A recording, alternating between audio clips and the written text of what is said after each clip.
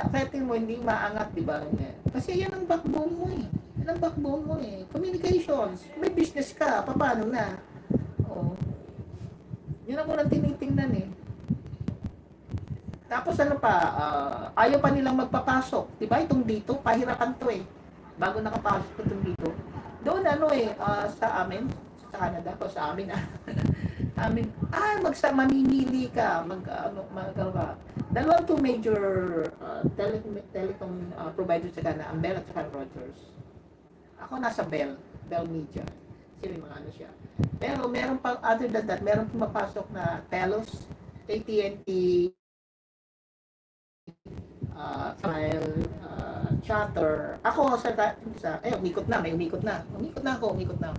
Uh, Bagay ano na lang, 8 minutes na lang, ako mag-e-end na. Yung isang ano ko nasa chatter para kako pag yung ibang accounts ko ibang IP address. At yung main ano ko ay nasa Bell, yung Wi-Fi provider ko. So, pwede kang mamili at kung ayaw mo na ngayon, bukas lumipat ka sa kabila.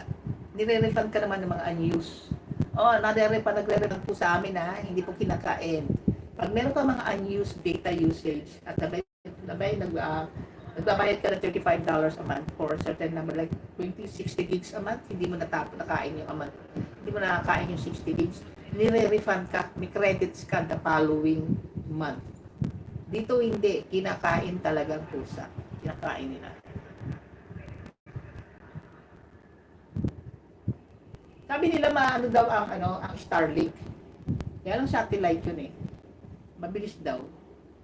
Kaya lang pamatay din ng bayad, no? Pamatay ang bayad.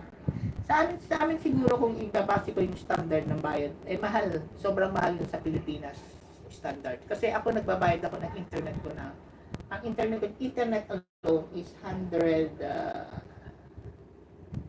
$130 a month. Internet ko. But it's unlimited. Infinity sa akin eh. Infinity plan ng akin.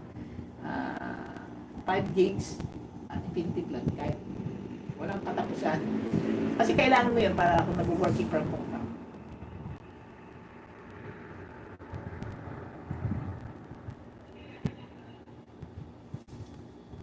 Tapos pag humina na yung internet mo, tawagan mo agad. Check nila yan. At ang ano nila, nakakatawa na ang call center nila dito sa Pilipinas. Wala sa Maynila, nasa Bisaya sila, sabi nila, nasa Bisaya sila. Ang suspecha ko either nasa Iloilo or nasa Cebu. Kasi mga Pilipino eh.